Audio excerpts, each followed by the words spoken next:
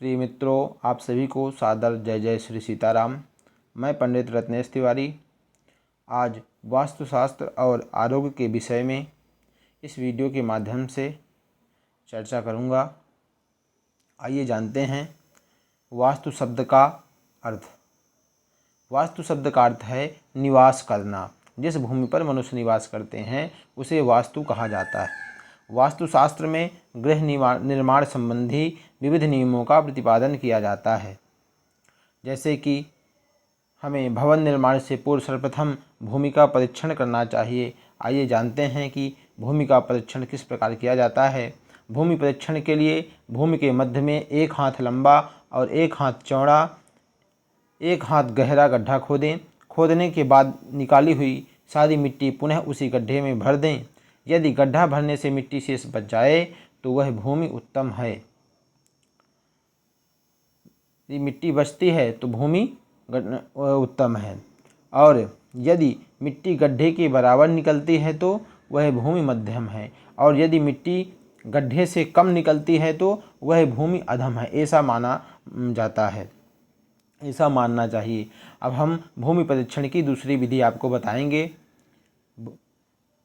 भूमि के मध्य में 1 हाथ लंबा 1 हाथ चौड़ा और 1 हाथ गहरा गड्ढा खोदकर उसमें पानी भर दें और उत्तर दिशा की ओर 100 कदम चलकर फिर लौटें और देखें कि गड्ढे में पानी बराबर है या नहीं।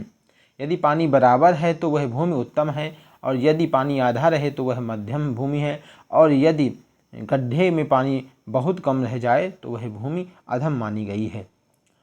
हम उत्तम, मध्यम और अधम की बात करते हैं तो उत्तम सर्वश्रेष्ठ है, अर्थात हम उस भूमि पर भवन निर्माण बगैर कोई शंका किए हुए बनवा सकते हैं। मध्यम भूमि में विचार करके हम उस भवन का निर्माण कर सकते हैं, उस भूमि पर भवन का निर्माण कर सकते हैं, और अधम भूमि पर हमें जो है भवन निर्माण नहीं करना चाहिए। उस जगह की भूमि पर हमें भवन का निर्माण नहीं करना चाहिए। अधम भूमि में निवास करने से स्वास्थ्य और सुख में हानि होती है। चूहे के बिल वाली बामी वाली भूमि, फटी हुई भूमि, उबड़ खाबड़ गड्ढों वाली भूमि, इन जगहों पर मकान का निर्माण नहीं करना चाहिए। जिस भूमि में गड्ढा खोदने पर कोयला, हड्डियां आदि निकले तो उस भूमि पर मकान बनवाने से शरीर में अनेक प्रकार के रोग उत्पन्न होते हैं एवं आयु कम होती है।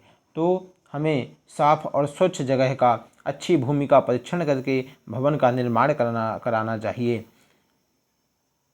आइए जानते हैं कि गृह आरंभ समय, घर हमें कब बनवाना प्रारंभ करना चाहिए। मकान बनवाने का कार्य वैशाख, श्रावण, कार्तिक, मार्गशीर्ष और फाल्गुन मास में प्रारंभ करना चाहिए।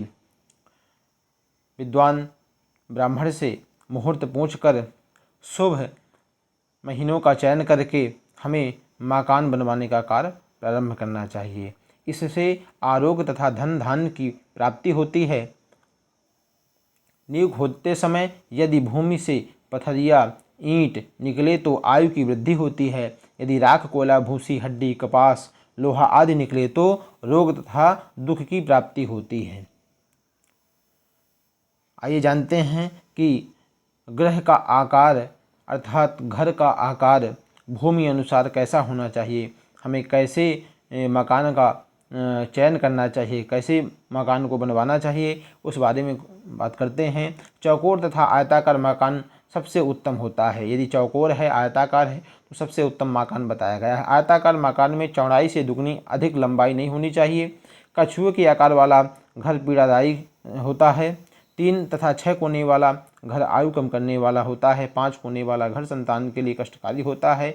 8 कोने वाला घर रोग उत्पन्न करता है। घर को किसी एक कोने में आगे नहीं बढ़ाना चाहिए। यदि बढ़ाना ही है तो सभी दिशाओं में समान रूप से बढ़ाएं। लेकिन आज के परिवेश में, आज के इस युग में, समय में भूमि का अभाव होने के कारण सामान्यतः कई परेशानियां आ जाती हैं, जिससे घर का सामान्य रूप से शास्त्रीय विधि से बन पाना बड़ा ही मुश्किल हो जाता है।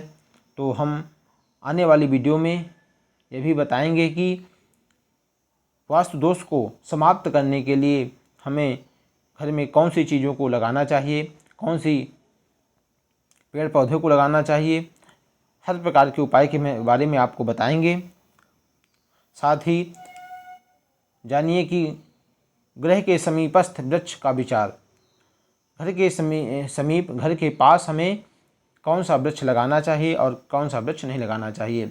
अग्नि दिशा में वट, पीपल, सेमल, पाकड़ तथा गूलर का वृक्ष होने से पीड़ा और मृत्यु का भय होता है, अर्थात अग्नि दिशा में ये वृक्ष नहीं लगाना चाहिए। दक्षिण दिशा में पाकर वृक्ष रोग उत्पन्न करते हैं, अर्थात दक्षिण दिशा में पाकर को नहीं लगाना चाहिए। उत्तर दिशा में गूलर का वृक्ष होने से नेत्र रोग होता है। बेर, केला, अनार, नींबू और पीपल जिस घर में होते हैं उस घर में वृद्धि नहीं होती, अर्थात बड़े पेड़ों को अपने घर से दूर लगाना चाहिए। वृक्षारोपण करना अत्यंत आवश्यक है पर्यावरण को शुद्ध बनाने के लिए, लेकिन जो घर के समीप वृक्ष बताए गए हैं उन वृक्षों को ही घर के पास लगाना चाहिए। घर के पास कांटे वाले, दूध वाले और फल वाले वृक्ष हानिप्रद होते हैं, अर्थात सोच विचार कर ही घर के पास अच्छे शुभ फल लगाने चाहिए। मुख्य द्वार का विचार जानते हैं कि मुख्य द्वार का क्या विचार है, वास्तुशास्त्र में मुख्य द्वार का क्या विचार है, इस बारे में जानते हैं। पूर्व तथा उत्तर में मुख्य द्वार का होना सुख और समृद्धि का कारक होता है। यदि किसी भवन का द्वार पूर्व तथा उत्तर में है तो वह सुख और समृद्धि का कारक होता है, अर्थात पूर्व की ओर का द्वार और उत्तर की ओर का द्वार सबसे उत्तम माना गया है। दक्षिण की ओर का मुख्य द्वार होना विशेषतः स्त्री के लिए कष्टप्रद होता है। द्वार का अपने आप खुलना या बंद होना अशुभ होता है। द्वार के अपने आप खुलने या बंद होने से उन्माद एवं घर में क्लेश पैदा होता है। आइए जानते हैं कि घर में जल स्थान का विचार। कुआं या भूमिगत टंकी पूर्व, पश्चिम, उत्तर या ईशान दिशा में होनी चाहिए। घर के दक्षिण दिशा में यदि कुआं या बोरवेल हो तो यह रोग उत्पन्न करते हैं एवं आयु को कम करने वाला होता है। घर के आंतरिक कक्ष का विचार समझते हैं कि घर के अंदर की व्यवस्था को किस प्रकार से सुचारू रूप से शास्त्रीय पद्धति से रखना चाहिए, उस बारे में थोड़ी जानकारी आप लोगों के समक्ष बताते हैं। स्नानाघर पूर्व में होना चाहिए, अर्थात स्नान करने का जो बाथरूम है वह पूर्व में हो। रसोई अग्निकोण में होना चाहिए। शयन कक्ष दक्षिण में होना चाहिए। शास्त्रागार, सूतिका घर, घर का सामान आदि और बड़े भाई या पिता का कमरा नैऋत्य कोण में होना चाहिए। शौचालय नैऋत्य कोण में होना चाहिए। भोजन करने का स्थान पश्चिम में होना चाहिए। अन्न भंडारण एवं पशु घर वायव्य कोण में होना चाहिए, अर्थात पश्चिम और उत्तर के बीच में यह व्यवस्था करनी चाहिए। पूजा घर उत्तर या ईशान कोण में होना उत्तम होता है, अर्थात हमें पूजा घर को उत्तर या ईशान में ही रखना चाहिए। जल रखने का स्थान उत्तर या ईशान कोण में होना चाहिए। धन का संग्रह कर उत्तर दिशा में रखना चाहिए। घर का भारी सामान नैऋत्य दिशा में रखना चाहिए। इन सब छोटी छोटी बातों के द्वारा हम वास्तुशास्त्र से संबंधित गूढ़ से गूढ़ विषय के बारे में आपके समक्ष चर्चा करेंगे। हम समझते हैं कि यह जानकारी आपको लाभप्रद होगी। इसी प्रकार शास्त्रीय पद्धति से शास्त्रानुसार जानकारी के लिए हमारे चैनल पर बने रहिए, और यदि जानकारी अच्छी लगती है तो हमारे चैनल को सब्सक्राइब करिए, लाइक करिए, शेयर करिए। धन्यवाद।